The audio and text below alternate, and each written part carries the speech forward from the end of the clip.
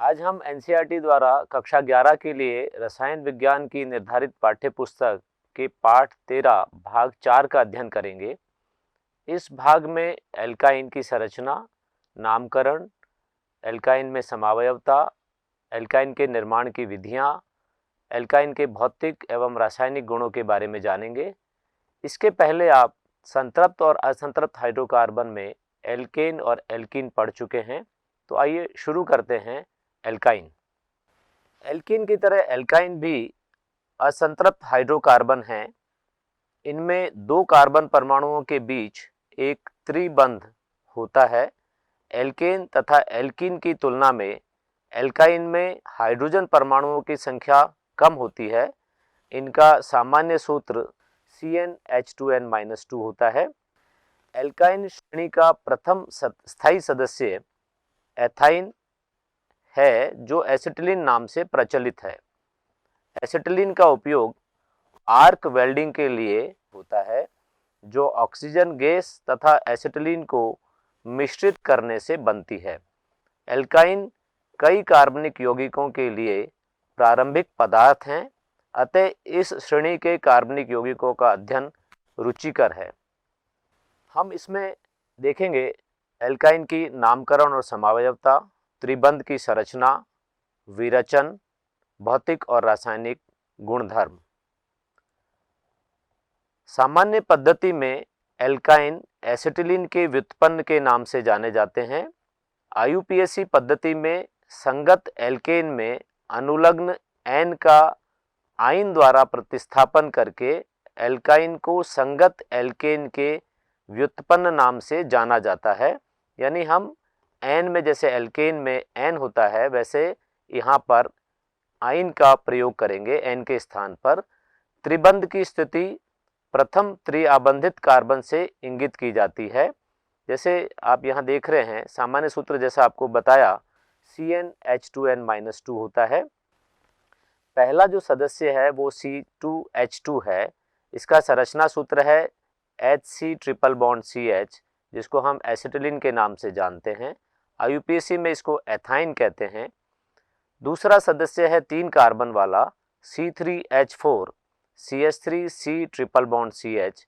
Maithil acetylene इसका व्युत्पन्न प्रणाली में यह सामान्य नाम है और आईयूपीएसी में इसको प्रोपाइन कहते हैं। तीसरा जो सदस्य है वो 4 कार्बन वाला है। उसका सूत्र है C4H6 और इसका संरचना सूत्र हो सकता है CH3CH2C≡CH या CH3C≡CCH3। इसको कहते हैं एथिल एसिटिलीन और इसको कहते हैं डाईमेथिल एसिटिलीन। तो इसके दो सूत्र हो सकते हैं, एथिल एसिटिलीन के रूप में और डाईमेथिल एसिटिलीन के रूप में। तो आईयूपीएसी में जब इसका नाम लिखा जाता है तो ट्रिपल बॉन्ड की स्थिति इंगित की जाती है। अगर पहली स्थिति पर ट्रिपल बॉन्ड है तो उसको ब्यूट 1 आयन कहते हैं, और दूसरी स्थिति पर अगर ट्रिपल बॉन्ड है, त्रिबंध है, तो उसको हम कहते हैं ब्यूट 2 आयन। एथाइन तथा प्रोपाइन यानी पहले दो सदस्य कोई समावयवता नहीं दर्शाते हैं। ब्यूटाइन में दो संरचनाएं संभावित हैं, ब्यूट 1 आयन और ब्यूट 2 आयन। अतः ये समावयव स्थिति समावयव कहलाते हैं, क्योंकि इनमें त्रिबंध की जो स्थिति है उसमें भिन्नता है। संरचना सूत्र यहाँ पर आप देखें, ये है pentyne, paint 1 ion.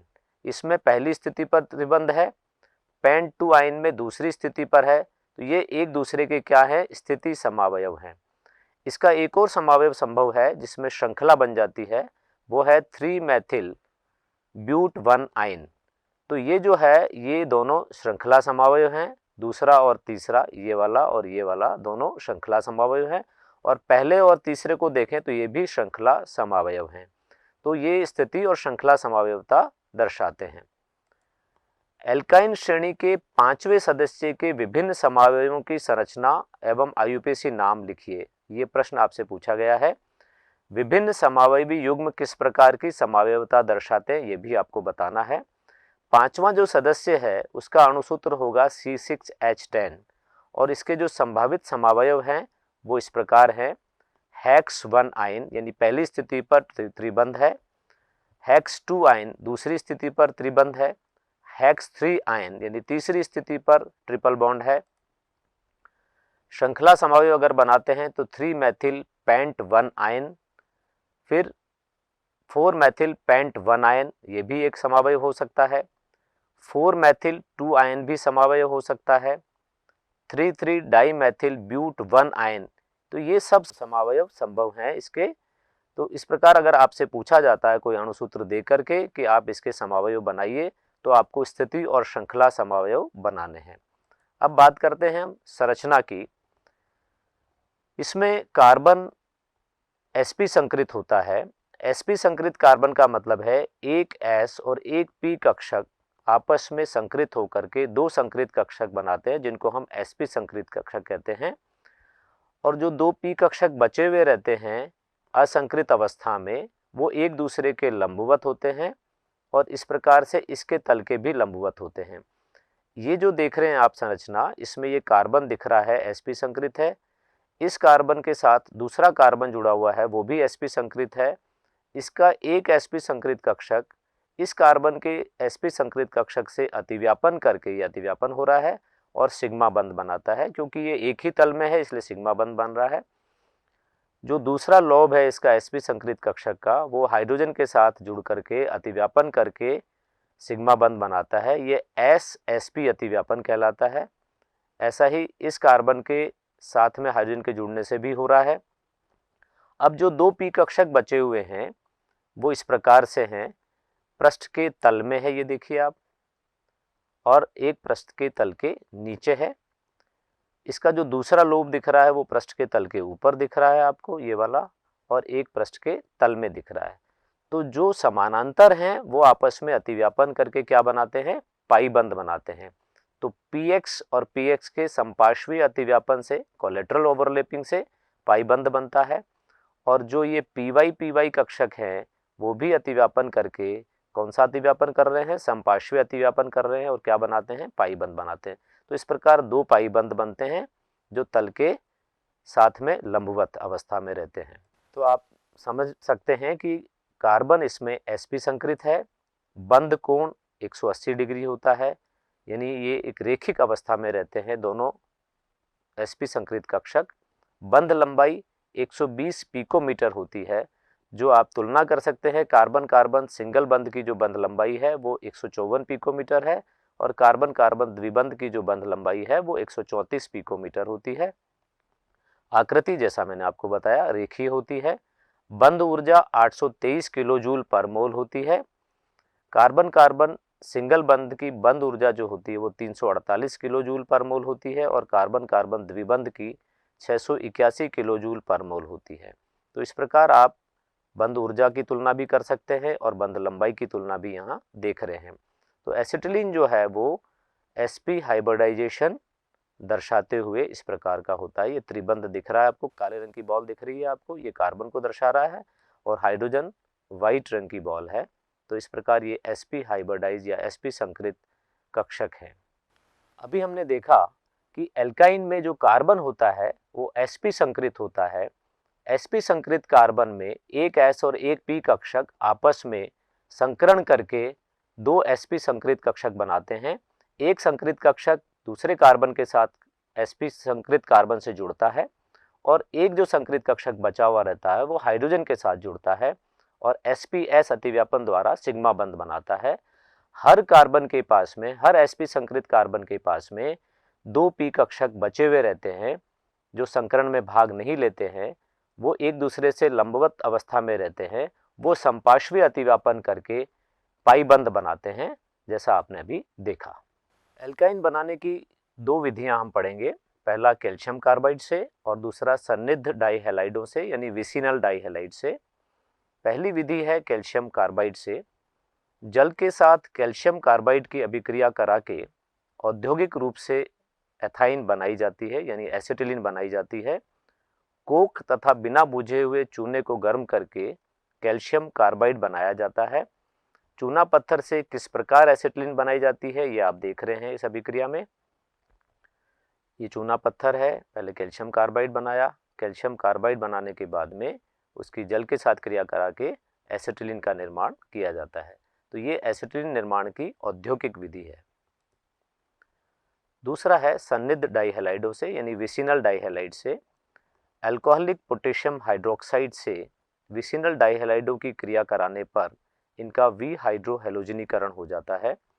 Hydrogen halide के एक अणु के विलोपन से एल्किनाइल हैलाइड बनते हैं, ये बनते हैं जो सोडामाइड के साथ क्रिया कराने पर एल्काइन देते हैं।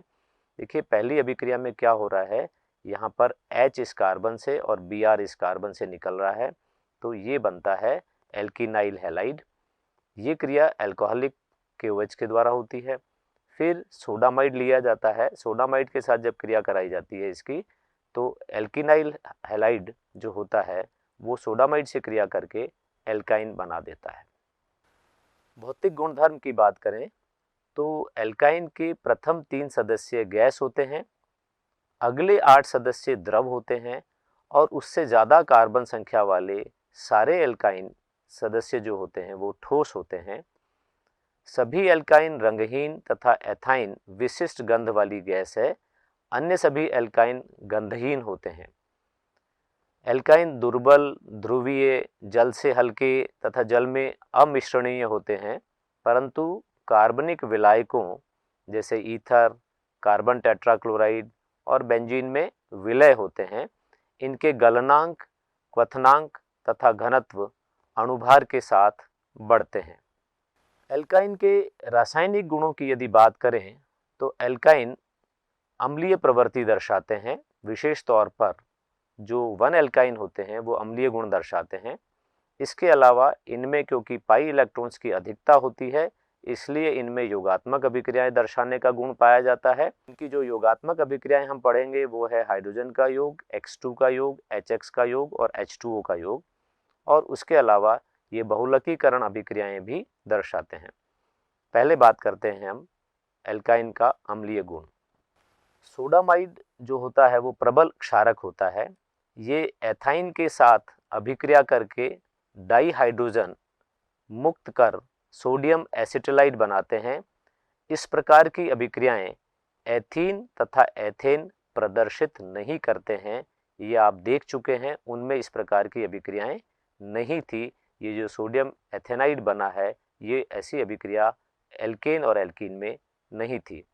यह परीक्षण एथेन तथा एथेन की तुलना में एथाइन की अम्लीय प्रकृति को इंगित करता है, यानी हाइड्रोजन का जो निष्कासन होता है ये इसकी अम्लीय प्रवृत्ति को इंगित करता है। इसकी संरचना तथा संकरण के कारण ऐसा होता है। एथाइन में हाइड्रोजन परमाणु, जैसा आप अभी पढ़ चुके हैं, sp संकृत होता है, एथीन में sp2 संकृत होता है और एथेन में sp3 संकृत होता है। जो हाइड्रोजन sp संकृत कार्बन से जुड़ता है उस एथाइन में संकृत कक्ष में अधिकतम S गुण होता है, S लक्षण अधिकतम होता है यानी 50% होता है। इसके कारण उसकी विद्युत ऋणता अधिक होती है, इसलिए ये एथाइन में कार्बन हाइड्रोजन बंध के साझा इलेक्ट्रॉनों को एथीन में कार्बन के संकृत कक्षक तथा एथेन में कार्बन के संकृत कक्षकों की तुलना में अपनी ओर अधिक आकर्षित करेंगे। S लक्षण ज़्यादा होने से क्या होता है कि इलेक्ट्रॉन कार्बन की ओर, कार्बन के नाभिक की ओर अधिक आकर्षित होंगे, जिससे एथेन और एथीन की तुलना में एथाइन में जो हाइड्रोजन परमाणु होता है वो प्रोटॉन के रूप में आसानी से विलोपित हो जाता है। अतः त्रिआबंधित कार्बन परमाणु से जुड़े हाइड्रोजन परमाणु अम्लीय प्रकृति के होते हैं। आपको समझ में आया होगा कि यहाँ पर जो कारण है वो क्या है, sp संकृत कार्बन का होना है। जब sp संकृत कार्बन होता है तो S लक्षण ज़्यादा होता है, और S लक्षण ज़्यादा होना यानी विद्युत ऋणता अधिक होने के कारण कार्बन हाइड्रोजन बंध के इलेक्ट्रॉन कार्बन की तरफ आकर्षित होते हैं और हाइड्रोजन का निष्कासन प्रोटॉन के रूप में हो जाता है, यानी अम्लीय प्रवृत्ति को ये दर्शाता है। तो आपसे पूछा जाए कि 1 एल्काइन अम्लीय प्रकृति दर्शाते हैं क्यों? क्योंकि 1 एल्काइन में S लक्षण ज़्यादा होता है, विद्युत ऋणता ज़्यादा होती है, कार्बन हाइड्रोजन के बंध के इलेक्ट्रॉन्स कार्बन की ओर अधिक आकर्षित होते हैं, इसलिए हाइड्रोजन का निष्कासन आसानी से हो जाता है। इन दोनों उदाहरणों में आप देखिए, ये एसिटिलीन है, ये एथीन है और ये एथेन है। क्योंकि यहाँ पर S लक्षण ज़्यादा है इसलिए ये अम्लीय प्रवृत्ति दर्शाते हैं। तो अम्लीय प्रवृत्ति का घटता हुआ क्रम क्या होगा, ये जो आप देख रहे हैं ये घटता हुआ क्रम है। अगर एसिटिलीन की अम्लीय प्रवृत्ति की तुलना प्रोपाइन से की जाए तो एसिटिलीन ज़्यादा अम्लीय है क्योंकि इसमें 2 अम्लीय हाइड्रोजन हैं, इसमें केवल 1 अम्लीय हाइड्रोजन है, और इसमें देखें तो एक भी हाइड्रोजन नहीं है त्रिबंध से बंधित कार्बन के पास में, इसलिए ये सबसे कम अम्लीय है। योगात्मक अभिक्रियाएं। असममित एल्काइनों में योग मार्कोनिकॉफ नियम के अनुसार होता है, जो आप एल्कीन में पढ़ चुके हैं। एल्काइनों में त्रिबंध होता है, यानी कि 2 पाइबंध होते हैं, अतः यह di hydrogen, halogen, hydrogen halide आदि के 2 अणुओं से योग करते हैं। क्योंकि 2 पाइबंध है इसलिए 2 बार योग होगा। बना हुआ योग उत्पाद सामान्यतः वाइनिलिक धनायनों के स्थायित्व पर निर्भर करता है। एल्काइनों में अधिकतर अभिक्रियाएं इलेक्ट्रॉन स्नेही योगात्मक अभिक्रियाएं होती है। जैसे इलेक्ट्रॉन स्नेही योगात्मक अभिक्रियाएं एल्कीन में होती है, वैसे इनमें भी होती हैं, लेकिन 2 बार होंगी क्योंकि इसमें 2 पाइबंध हैं। तो पहला जब जैसे योग हुआ यहाँ पर HZ का, तो H+ यहाँ पर जुड़ गया है और धन आवेश इस कार्बन पर आ गया है। Z जो ऋणायन के रूप में अब इस वाइनिलिक धनायन जो बना है इस पर जुड़ेगा, तो यहाँ इस धन आवेशित कार्बन पर जुड़ेगा और इस प्रकार से ये उत्पाद प्राप्त होगा। पहले देखते हैं हम डाई हाइड्रोजन का योग। डाई हाइड्रोजन का योग आप पहले भी देख चुके हैं, एल्कीन में देखा है आपने, लेकिन वहाँ 1 पाइबंध था इसलिए 1 बार योग हो रहा था और एल्केन बन रहा था। यहाँ पर 2 बार योग होगा। पहले हाइड्रोजन का योग होने से आपको एल्कीन प्राप्त होगी, एल्कीन पर फिर हाइड्रोजन का योग होगा तो आपको एल्केन प्राप्त होगा। जैसे प्रोपाइन की क्रिया पैलेडियम, प्लेटिनम और निकल से कराई जाए तो प्रोपीन बनेगा पहले, और प्रोपीन पर फिर हाइड्रोजन के अणु का योग होगा तो प्रोपेन प्राप्त होगा। तो इस प्रकार से हाइड्रोजन के योग से हाइड्रोजन के साथ क्रिया कराने पर एल्काइन से एल्केन प्राप्त होते हैं। ये जो अभिक्रिया है हेलोजनों का योग यानी X2 का योग, इसे असंतृप्तता के परीक्षण के लिए प्रयुक्त किया जाता है। यहाँ भी क्योंकि असंतृप्त यौगिक है, त्रिबंध युक्त है, इसकी ब्रोमीन से जब रिएक्शन कराई तो यहाँ पर दोनों कार्बन पर Br जुड़ गया है, तो 1,2 डाई ब्रोमोप्रोपीन बना। फिर ब्रोमीन का योग होता है तो 1 पाइबंध और जो यहाँ पर है उस पर योग होगा, 1 Br इस कार्बन पर और 1 Br इस कार्बन पर, यानी हर कार्बन के पास में 2 Br जुड़ गए, तो इसका नाम है 1122 टेट्रा ब्रोमोप्रोपेन। तो इस प्रकार ये जो ब्रोमीन का जो रंग होता है, ब्रोमीन विलेन का जो लाल नारंगी रंग होता है, उसको ये विलोपित कर देता है, विरंजित कर देता है, इसलिए ये असंतृप्तता के परीक्षण के लिए प्रयुक्त की जाने वाली अभिक्रिया है। तीसरा है हाइड्रोजन हैलाइडों का योग। हाइड्रोजन हैलाइडों का जब योग कराते हैं, यानी HX का जब योग कराते हैं, तो H जुड़ता है एक तरफ और दूसरे कार्बन पर Br जुड़ गया, HBr का योग करा रहे हैं यहाँ पे, तो 2 ब्रोमोप्रोपीन बना। फिर HBr का योग कराइए क्योंकि 1 पाइबंध और है, तो मार्कोनिकॉफ नियम के अनुसार ही योग होगा, और H कहाँ जाएगा, जहाँ पर पहले से अधिक संख्या में हाइड्रोजन है, तो इस कार्बन पर H गया तो ये CH3 हो गया। Br कहाँ जुड़ा, जहाँ पर पहले से Br है, तो ये 1,1 डाई ब्रोमो एथेन बना, यानी कि ये क्या है, ये जैम डाई हैलाइड बना। और इसी प्रकार से अगर इस उदाहरण में आप देखें प्रोपीन में, जो कि एक असममित एल्काइन है, तो HBr का जब योग करा रहे हैं तो H यहाँ जुड़ेगा जहाँ पहले से हाइड्रोजन है, Br यहाँ जुड़ा तो ये 2 ब्रोमोप्रोपीन बना, और फिर दूसरी बार फिर क्या होगा, इसी कार्बन पर हाइड्रोजन जुड़ेगा तो ये हो जाएगा CH3, और Br किस पे जुड़ेगा, बीच वाले कार्बन पर, यानी जैम डाई हैलाइड बनता है। इसका नाम है 2,2 डाई ब्रोमोप्रोपेन। तो इस प्रकार आप देख रहे हैं कि हाइड्रोजन हैलाइडों का योग भी मार्कोनिकॉफ नियम के अनुसार होता है। चौथा है जल का योग। जल का योग बड़ा सरल योग है। H और OH 2 भाग हैं, H एक तरफ जुड़ा और OH दूसरी तरफ जुड़ा। इस प्रकार से ये क्या बना, CH2 डबल बॉन्ड CHOH, इसको कहते हैं इनोल। इन भी है यहाँ पे, द्विबंध भी है, और ऑल यानी OH भी है। इसकी जो समावयवता होती है, इसका जो समावयव है वो इस प्रकार से होता है कि H तो चला जाता है इस कार्बन के पास में, ये CH3 हो गया, और ये जो पाई बॉन्ड है ये यहाँ पर आ गया, इसका स्थान यहाँ आ गया कार्बन ऑक्सीजन के बीच में, तो ये एथेनेल बना। यानी ये क्या है, इनोल है, और इनोल के साथ जो समावयवता हो रही है वो कीटो फॉर्म में बदल रहा है, तो इसको कहते हैं कीटो इनोल समावयवता। और यहाँ पर मर्क्यूरिक आयन और अम्लीय आयन यानी सल्फ्यूरिक अम्ल लेते हैं, और 333 केल्विन पर अभिक्रिया कराई जाती है। तो जल का योग बड़ा सरल योग है, इसमें मार्कोनिकॉफ नियम के अनुसार योग कराइए, पहले इनोल बनेगा, योग कराने पर आप आसानी से देख सकते हैं, और योग से जो इनोल बना है वो कीटो इनोल समावयवता दर्शाता है, तो इस प्रकार ये एथेनेल बना यानी एसिड एल्डिहाइड बना। प्रोपाइन पर जल का योग देखिए, इसमें जल का योग हो रहा मर्क्यूरिक आयनों और सल्फ्यूरिक अम्ल से प्राप्त H आयनों की उपस्थिति में। तो यहाँ पर H के पास में कौन आ गया, इस जल के अणु का H आ गया, तो ये CH2 हो गया। और OH कहाँ आ गया, इस कार्बन पर आ गया है, तो OH जुड़ गया। ये क्या है, इनोल है। और जैसा मैंने आपको बताया कि ये कीटो इनोल समावयवता दर्शाते हैं, तो इसके समावयवन से, आइसोमराइजेशन से ये H यहाँ चला गया, CH3 हो गया, और ये पाई बॉन्ड यहाँ आने से, यहाँ से हट करके कार्बन ऑक्सीजन के बीच में आ गया, तो ये प्रोपेनॉन बन जाता है। हमने अभी देखा कि किस प्रकार एल्काइन अम्लीय प्रवृत्ति दर्शाते हैं। अम्लीय प्रवृत्ति दर्शाने के अलावा इनमें इलेक्ट्रॉन्स नहीं योग होता है। योगात्मक अभिक्रियाओं में हमने देखा हाइड्रोजन का योग, X2 का योग यानी हैलोजन का योग, HX का योग और H2O का योग यानी जल का योग। इस प्रकार हमने देखा कि जल का योग होने से इसमें एल्डिहाइड कीटोन्स का निर्माण किया जाता है। बहुलकीकरण, इसमें दो प्रकार की अभिक्रियाएं हैं, रेखिक बहुलकीकरण और चक्रीय बहुलकीकरण। रेखिक बहुलकीकरण जो है उसमें अनुकूल परिस्थितियों में एथाइन का रेखिक बहुलकीकरण होने से पॉलीएसिटिलीन या पॉलीएथाइन बनते हैं, जो उच्च अणुभार वाले पॉलीएथाइन अणुओं से युक्त होते हैं। इसे CH double bond CH, CH double bond CH N द्वारा दर्शाया जा सकता है। विशिष्ट परिस्थितियों में ये बहुलक विद्युत के सुचालक होते हैं। अतः पॉलीएसिटिलीन की इस फिल्म का उपयोग बैटरियों में इलेक्ट्रोड के रूप में किया जाता है।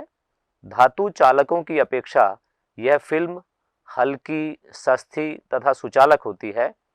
चक्रीय बहुलकीकरण एथाइन के 3 अणु यानी चक्रीय बहुलकीकरण में एथाइन के 3 अणु लाल तप्त लोह नलिका में उच्च ताप 873 केल्विन पर चक्रित होकर के एक यौगिक बनाते हैं, जो एरोमेटिक यौगिक होता है, बेंजीन बनाते हैं। ये जो बेंजीन बनाते हैं वो बेंजीन व्युत्पन्न रंजक, औषधि तथा अनेक कार्बनिक यौगिकों के प्रारंभिक अणु हैं। ये एलिफेटिक यौगिकों को एरोमेटिक यौगिकों में परिवर्तित करने का एक अच्छा तरीका है। ये आप एल्काइन के जो रासायनिक गुण है उसमें पढ़ रहे हैं। तो रेखिक बहुलकीकरण और चक्रीय बहुलकीकरण, ये दो अभिक्रियाएं इसमें महत्वपूर्ण हैं।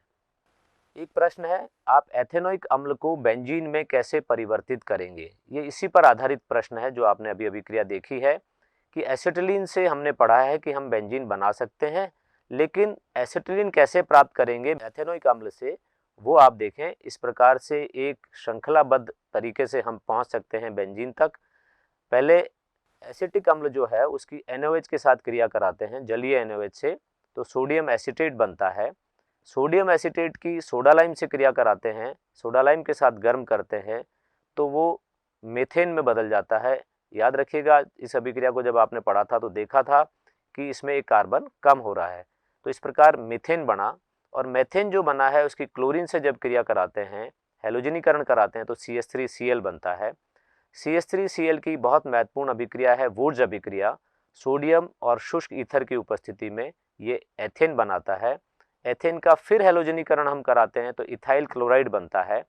एथाइल क्लोराइड की अल्कोहलिक KOH से क्रिया जो आपने एल्कीन में पढ़ी है, उसमें विहाइड्रो हैलोजनीकरण हो जाता है और द्विबंध आ जाता है, CH2 डबल बॉन्ड CH2 बनता है, यानी एथीन बन गया। एथीन पर फिर ब्रोमीन का योग करवाएंगे तो दोनों कार्बन पर Br जुड़ जाता है। ये क्या बन गया, डाइहैलाइड बन गया, विसिनल डाइहैलाइड इसको बोलते हैं। इसकी अल्कोहलिक KOH से क्रिया कराते हैं तो HBr विहाइड्रो हैलोजनीकरण हो जाता है। एक कार्बन से हाइड्रोजन हट गया और एक कार्बन से Br हट गया, तो ये CH2 डबल बॉन्ड CHBr बना। इसकी सोडामाइड से रिएक्शन कराते हैं तो अभी आपने देखा था एसिटिलीन बनती है। जो एसिटिलीन बनती है उसकी क्रिया आप लाल तप्त लोह नलिका में 873 केल्विन पर कराते हैं, तो इसका बहुलकीकरण होने से, चक्रीय बहुलकीकरण होने से बेंजीन प्राप्त होती है। तो इस प्रकार आप एथेनोइक अम्ल को बेंजीन में परिवर्तित कर सकते हैं। तो आज हमने एल्काइन के बारे में जाना। एल्काइन की संरचना, नामकरण, समावयवता, निर्माण की विधियां, इसके भौतिक गुण और रासायनिक गुण। अगले भाग में हम पढ़ेंगे एरोमेटिक यौगिकों के बारे में। तब तक के लिए धन्यवाद।